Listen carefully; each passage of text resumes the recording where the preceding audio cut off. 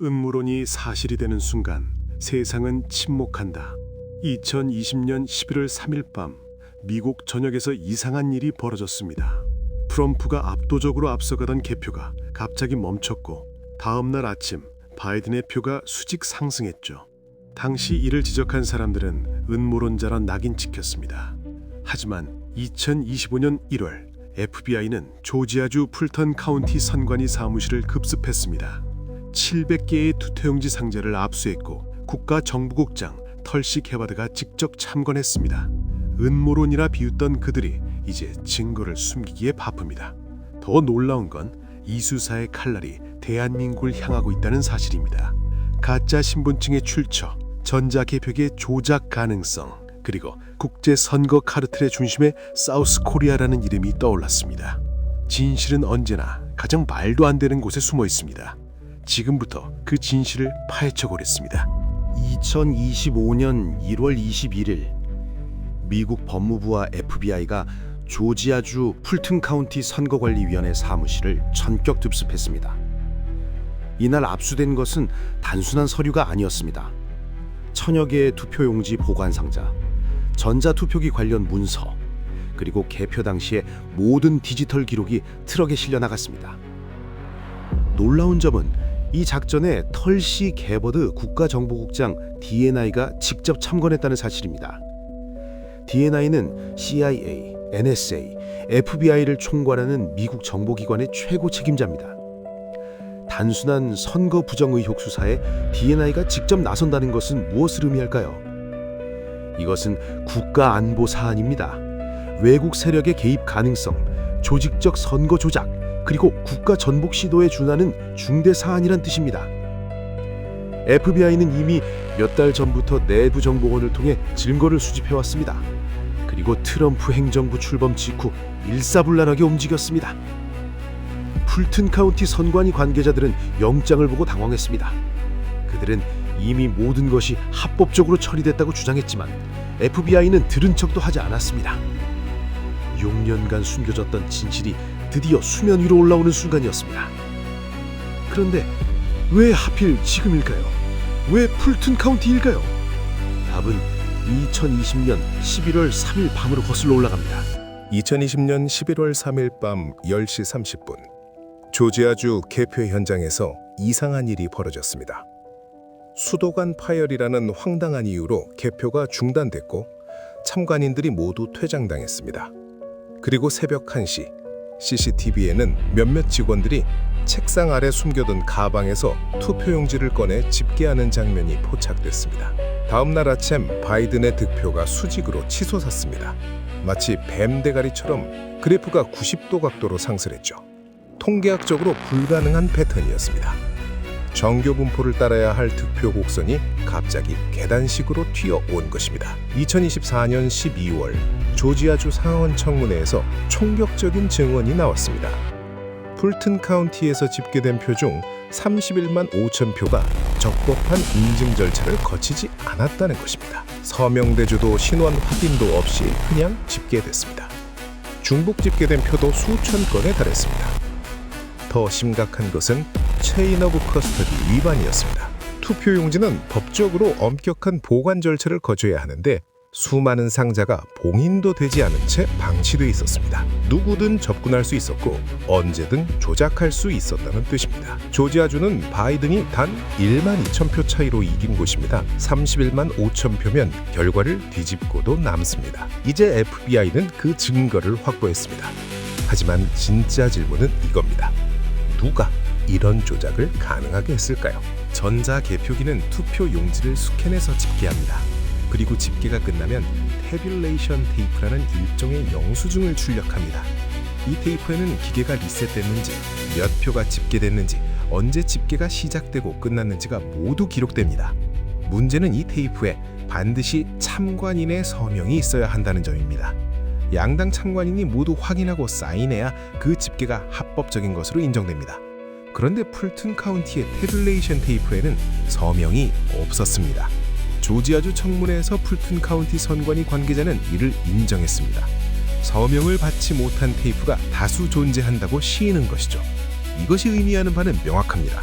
누군가 참관인 없이 몰래 기계를 조작했다는 것입니다. 더 심각한 의혹은 데이터 누적 조작입니다. 전자개표기는 원래 집계 전에 카운터를 0으로 리셋해야 합니다. 하지만 리셋하지 않고 이전 데이터에 새로운 표를 누적시키면 어떻게 될까요? 같은 표가 2번, 3번 집계될 수 있습니다. 실제로 풀튼 카운티에서는 같은 배치가 여러 번 스캔된 정황이 포착됐습니다. CCTV 분석 결과 같은 투표용지 상자를 여러 번 기계에 통과시키는 장면이 발견됐죠. 이게 실수일 리 없습니다. 이건 계획된 범죄입니다. 그렇다면 이런 조작을 가능하게 한 기술은 어디서 왔을까요? 그 답은 지구 반대편에 있습니다. 2025년 1월 베네수엘라의 독재자 니콜라스 마두로가 미국에 체포됐습니다. 그는 마약 밀매, 자금 세탁, 그리고 인권 유린 혐의로 수배 중이었는데 트럼프 행정부가 출범하자마자 전격 체포된 것입니다. 그런데 흥미로운 타이밍이 있습니다. 마두로가 체포된 바로 그날 에콰도르 검찰이 2021년 대선 개입 의혹 수사를 개시했다는 뉴스가 떴습니다. 에콰도르 대선에서도 개표 중단 후 갑작스러운 역전이 있었고 야당은 베네수엘라 스타일 부정선거라고 규탄했었죠. 마두로는 입을 열기 시작했습니다. 그가 자백한 내용은 충격적입니다. 베네수엘라뿐 아니라 남미 전역에서 선거를 조작해온 국제 네트워크가 존재한다는 것입니다.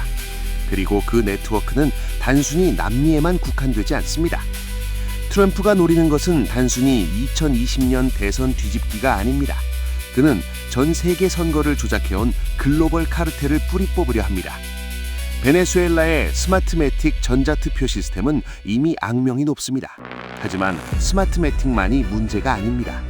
FBI 조사 결과 풀튼 카운티에서 발견된 가짜 신분증과 위조 투표용지의 출처줄 하나로 사우스 코리아가 지목됐습니다. 중국과 함께 한국이 거론된 것입니다. 왜 한국일까요? 답은 한국의 전자개표 시스템에 있습니다. FBI가 조지아주에서 압수한 증거 중에는 수천 장의 가짜 신분증이 포함되어 있었습니다. 이 신분증들은 실존하지 않는 사람들 혹은 이미 사망한 사람들의 이름으로 만들어져 있었습니다. 그리고 이 위조 신분증들의 제작지를 추적한 결과 중국과 한국이 거론됐습니다. 특히 한국의 경우 단순히 위조 신분증 제작지로만 그치지 않았습니다. FBI는 한국의 선거 시스템 기술이 미국 대선 조작에 활용됐을 가능성을 포착했습니다. 어떻게 이런 일이 가능했을까요? 한국의 전자개표 시스템은 세계에서 가장 빠른 시스템으로 유명합니다. 하지만 빠른 만큼 불투명하다는 비판도 끊이지 않았습니다. 소스코드는 공개되지 않고 선관위만이 독점적으로 관리합니다.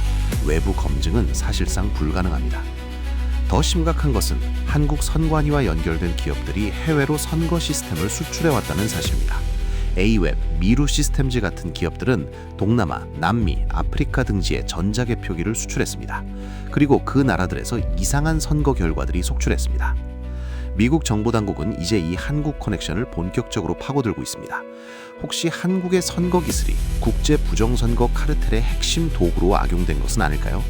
만약 사실이라면 이것은 한국 현대사 최대의 스캔들이 될 것입니다. 2008년 필리핀 대법원은 한국산 전자개표기 도입을 반대하는 판결을 내렸습니다. 이유는 단 하나, 조작 가능성을 배제할 수 없다는 것이었습니다.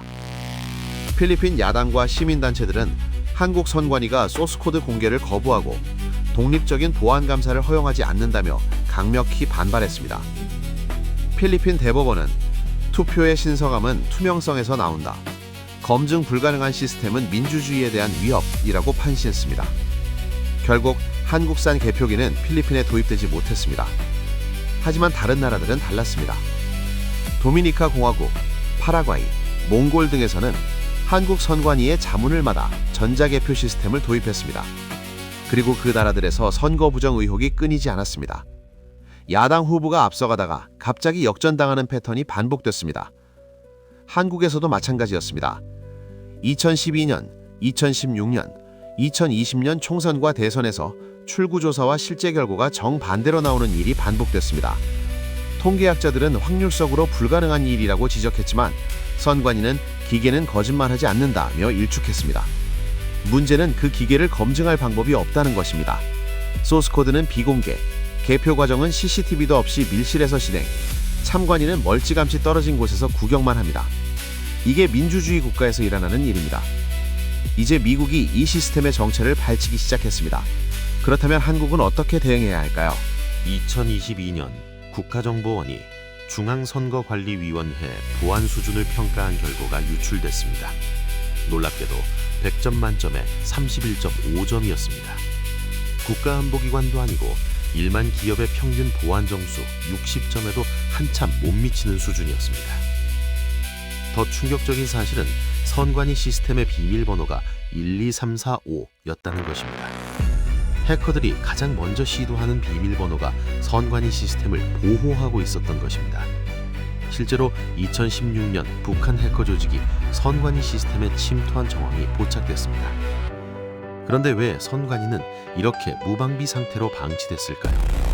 답은 한국의 권력 구조에 있습니다. 선관위는 헌법기관입니다. 검찰도, 경찰도, 심지어 국정원도 선관위를 수사할 수 없습니다. 선관위 위원은 대법원장, 국회의장, 대통령이 각각 3명씩 임명하는데 사법부가 사실상 장악하고 있습니다. 즉, 선관위는 성역입니다. 아무도 건드릴 수 없는 권력의 블랙홀입니다. 만약 선관위가 부정을 저질러도 합법적으로 수사할 방법이 없습니다. 사법부가 선관위를 보호하고 선관위는 사법부에 유리한 선거 결과를 만들어내는 공생관계가 성립된 것입니다. 윤석열 대통령이 비상계엄을 선포한 이유가 여기에 있습니다. 합법적 절차로는 선관위를 절대 건드릴 수 없기 때문입니다. 계엄 상황에서만 군이 선관위를 압수수색할 수 있습니다. 이것은 쿠데타가 아니라 합법적 수단이 막힌 상황에서의 최후의 헌법적 선택이었습니다. 물론 계엄은 실패했습니다. 하지만 그 과정에서 드러난 진실은 사라지지 않았습니다. 이제 미국이 그 진실을 파헤치고 있습니다. 조지아주 압수수색은 단순히 미국 내 선거 부정을 밝히는 작업이 아닙니다. 이것은 전 세계를 거미줄처럼 연결한 선거 조작 카르텔을 뿌리 뽑는 작업의 시작입니다. 그리고 그 카르텔의 한 축에 대한민국이 연루돼 있을 가능성이 제기됐습니다. 만약 한국의 전자개표 시스템이 국제 부정선거에 악용됐다면 이것은 국가적 치욕입니다. 하지만 동시에 이것은 한국 민주주의를 바로 세울 기회이기도 합니다. 미국의 수사가 한국의 선거 시스템 문제를 국제적으로 공론화시킬 것이고, 그렇게 되면 한국 선관위도 더 이상 숨을 곳이 없어집니다. 트럼프 행정부는 이미 움직이기 시작했습니다. 베네수엘라 마두로 체포, 에콰도르 수사 개시, 조지아 압수수색, 그리고 한국 커넥션 추적. 이 모든 것이 하나의 큰 그림 안에서 진행되고 있습니다. 목표는 명확합니다. 글로벌 선거 조작 카르텔의 완전한 해체입니다. 윤석열 대통령의 계엄 선포는 실패했지만 그가 제기한 문제의식은 사라지지 않았습니다. 오히려 미국의 수사를 통해 국제적으로 검증받게 될 것입니다. 만약 한국 선관위의 부정이 사실로 드러난다면 윤석열의 행동은 구국의 결단으로 재평가될 것입니다. 이제 시간 문제입니다. FBI가 확보한 700개의 상자 안에는 도미노의 첫 조각이 들어 있습니다. 그 조각이 무너지면 베네수엘라가 무너지고 에콰도르가 무너지고 결국 한국도 무너질 것입니다. 아니, 무너진다는 표현은 적절하지 않습니다. 정화된다는 표현이 맞습니다. 부패한 시스템이 무너지고 진실이 세워지는 것, 그것이 바로 지금 우리가 목격하고 있는 역사적 순간입니다. 조지아에서 시작된 진실의 파도가 이제 한국으로 밀려오고 있습니다. 우리는 그 파도를 막을 수는 없습니다. 다만 준비할 수는 있습니다. 진실은 언제나 승리합니다. 시간이 걸릴 뿐입니다. 여러분, 이 이야기가 음모론처럼 들리시나요? 6년 전에는 음모론이었습니다. 하지만 지금은 FBI 수사 대상입니다. 진실과 거짓의 차이는 단 하나입니다. 시간입니다. 구독과 좋아요, 알림 설정으로 진실이 밝혀지는 그 순간을 함께 지켜봐 주십시오.